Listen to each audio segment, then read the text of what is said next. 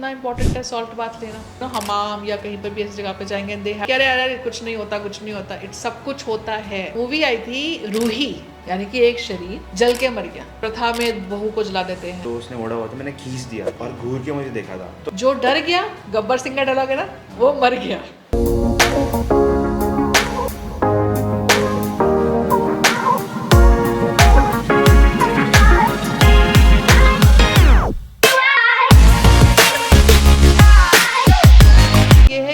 Salt bath लेना, मैं अभी देख रही थी अरबिक कल्चर के अंदर कितना इंपॉर्टेंट है सॉल्ट बाथ लेना।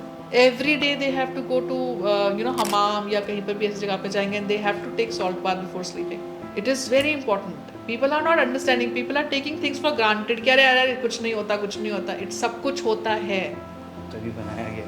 हाँ, सॉल्ट बाथ लेना, विजुलाइज करना अपने आप को कि एक वाइट और एक लाइट में आप सील्ड हो, दिस इज़ वेरी इंपॉर्टेंट।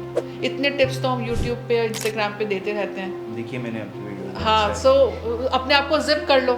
सोचो कि पैरों से लेके हेड तक एक जिप पाउच है, आप एक जिप पाउच में अपने आप को इमेजिन करो।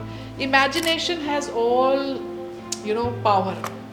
The way you will imagine things you will get in your life. And ma'am जैसे मतलब वो जो जिस लड़की के साथ ये हुआ था वो भी मेरी फ्रेंड ही है, तो उसके लिए भी आप कुछ मुझे थोड़ा बता सकते हो कि मैं उसको कैसे बताऊं कि मतलब अब उससे कहें क्या। एक तो ये समझ नहीं आता कि कैसे एनकाउंटर करें ऐसे पर्सन को, उससे इस चीज़ पे बात भी शुरू करेंगे तो फिर से वो चीज़ इफेक्ट ना कर दे, तो वो चीज़ कैसे हम उसको भी कैसे हील करें। खुद मतलब खुद कर सकते हैं, कैसे कर? नहीं आप मत करिएगा। You are not father of church की जाके अपना एग्जॉस्टिज्म कर सको। You can't do that. क्या सही बोला? आई टेल यू व्हाट, आपने एक मूवी आई थी रूही, रूही देखी थी? नहीं। जानवी कपूर।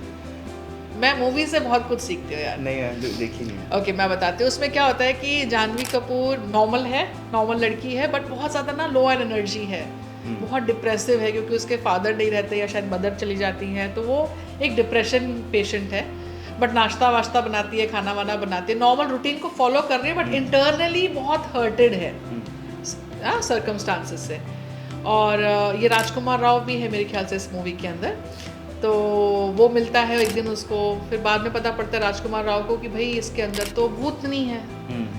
तो वो देखता है रात को उसको, वो टेढ़ा पेढ़ा पैर करके चल रही होती है दीवारों के ऊपर, तो बहुत डर जाता है कि ये क्या चीज़ें हैं करके। बाद में समझ में आता है कि वो जो आत्मा थी, वो आत्मा कुछ चाहती थी, जो रूही नाम की लड़की, जो ये जानवी कपूर का जो प्ले कर रही थी कैरेक्टर, उससे कुछ चाहती थी। बेसिकली मैंने इस मूवी का रेफरेंस क्यों लिया, ऐसे ही और भी बहुत सारी मूवीज़ हैं जहाँ पर ये एजुकेट किया जाता है। मुझे याद नहीं आ रहा, सैफ अली खान की भी एक मूवी थी जिसके अंदर एक बच्ची उसको दिखती है, मुझे अभी बिल्कुल इस मूवी का नाम याद नहीं आ रहा, बट याद आएगा तो हम डिस्क्रिप्शन बॉक्स में डाल देंगे। देखिएगा ज़रूर। जो ये आत्माएं होती हैं ना, जब ये मरती हैं, उस मोमेंट पे इनके साथ इतना कुछ हुआ होता है कि ये सप्रेस्ड इमोशन के साथ मरती हैं। यानी कि एक शरीर जल के मर गया। सोचो उसकी लाइफ में उस समय जब वो जल रहा होगा तो क्या क्या चीज़ें चल रही होगी, मेरे बच्चों का क्या होगा, मेरे घर वालों का क्या होगा, मेरी फैमिली का क्या होगा।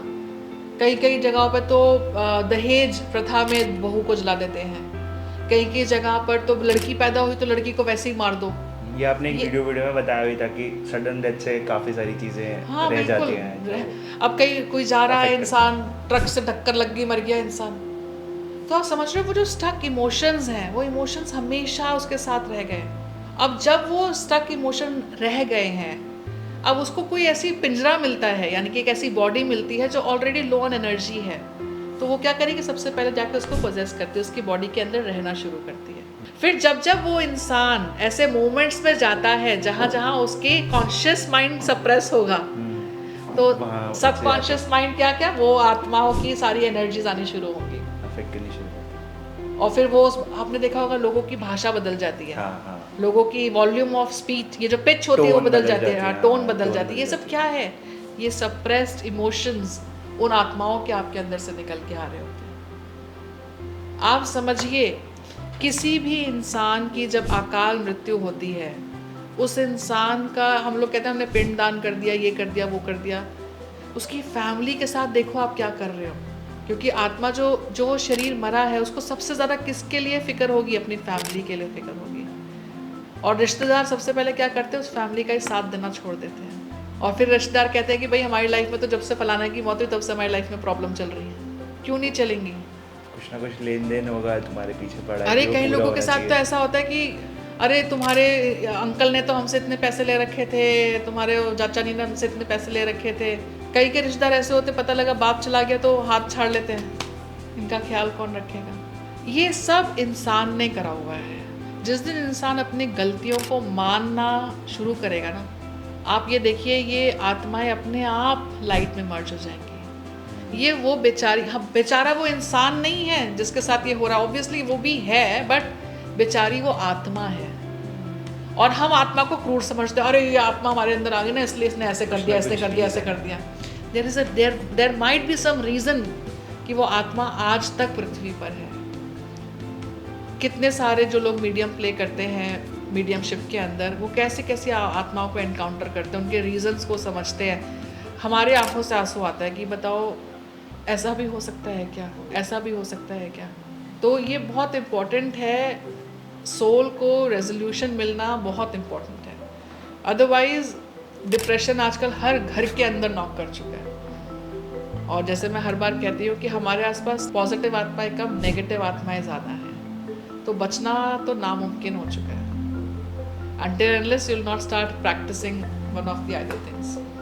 इन बेसिक शुरू भी वहीं से हुआ है कि हमने वो प्रैक्टिस करनी छोड़ दी स्पिरिचुअली, तो हम उस चीज़ में फंसते जा रहे हैं। और उससे निकलने के लिए भी स्पिरिचुअल प्रैक्टिस करनी पड़ेगी। बिल्कुल करनी पड़ेगी। थोड़ी थोड़ी करते रहते हैं तो चल जाता, बहुत ज़्यादा करनी पड़ेगी। ज़्यादा करनी पड़ेगी बिकॉज ज़्यादा नेगेटिविटी भी तो है ना। ये तो वही वाली बात है, मुझे बहुत ज़्यादा भूख लगी बट मैं खाने में एक थोड़ा चम्मच सा खा रहा हूँ, ठीक है? तो आया समझ? आंसर मिल गया। हाँ, आपने जो वो इंसिडेंट में बताया ना कि आप कहीं गए थे, हाँ गई तो गई, हाँ वो मतलब वो जो आपके क्लाइंट के यहाँ गए थे, तो उससे भी काफ़ी आंसर मिल गई कि कभी ऐसा इनकाउंटर भी करो तो क्या करना चाहिए। और खुद को सबसे भी पहले कितना आर्कएंजल माइकल को आप जानते हो कि नहीं जानते हो, बट स्टिल एक्टिवेट, या फिर आपके केस में आप हिंदू हो तो आप माँ काली। और मैं आपको एक और चीज़ बताता हूँ, जो उस एरिया की जो कुलदेवी हैं वो माँ काली और दुर्गा देवी हैं। हाँ तो सोचिए, तो उस समय पे भी, क्योंकि जब मैं मुझे से पता नहीं क्यों हम में से किसी को इफेक्ट नहीं करी, या फिर उसी को क्यों करी, बिकॉज वो ऑलरेडी पहले से भी थी। और उससे मैंने बात की थी, उसने मुझे ये भी बताया था कि वो स्पिरिचुअली इतनी एक्टिव नहीं है, वो किसी चीज़ को भी ले। और उसमें एक प्रॉब्लम है कि वो भी मेरी तरह इंग्विस्टिक है और जान पूछ के वो इन चीज़ों में घुसती है। हाँ तो मतलब उसकी साइंस लाइकिंग बदल गई ना, उसकी लाइकिंग वो बदल गई चीज़ है। उसमें भी है उसकी। बाद में जब हमने पता लगा था ना, तो सबको पता लग गया। तो शायद उस समय जब सब बैठते हैं मिलते हैं, तो घर पे भी जैसे कभी मिले या फिर सब फ्रेंड्स टुगेदर हो रहा है, कभी कहीं भी मिल रहे हैं, तो उसका होता था कि पॉडकास्ट चला दो। अब सब उसे रोक लेते हैं थोड़ा सा कि नहीं तू थोड़ा चेंज कर अपने आप को, हम उसे यही चेंज करवा रहे हैं कि तू अपने आप को थोड़ा चेंज कर। आपने मूवी देखी द नन? हाँ, उसमें क्या दिखाया था एंड में? वो पोजेस तो कर लेते सब कुछ, पर वो नन बनी कैसे? उसकी भी कुछ अलग रीजन, उसकी कहानी थी ना। कहानी। तो वही मैं बोल रही हूँ कि जो ये इमोशंस होते हैं, जो स्पिरिट अपने अंदर लेके चल रही होती है, क्रूर, हम बोलते हैं ये पोल्टरेजिस्ट क्या होते हैं। आपने बोला पैरानॉर्मल एक्टिविटीज देखी, इसको अगर हमारी भाषा में समझो तो इसको बोलते हैं पोल्टरेजिस्ट आत्माएं, यानी कि जो चीजें हिला सकती हैं, अपना क्रूरपना दिखाने के लिए टेबल हिलाएंगी, चेयर हिलाएंगी, पंखे हिलाएंगे, डराएंगी। जो डर गया, गब्बर सिंह का डायलॉग है ना, वो मर गया। डरना नहीं है, इमोशंस को समझना है। और ये भी बात हुआ करो। था हमारे साथ, ये होता उसने है। डराया भी था।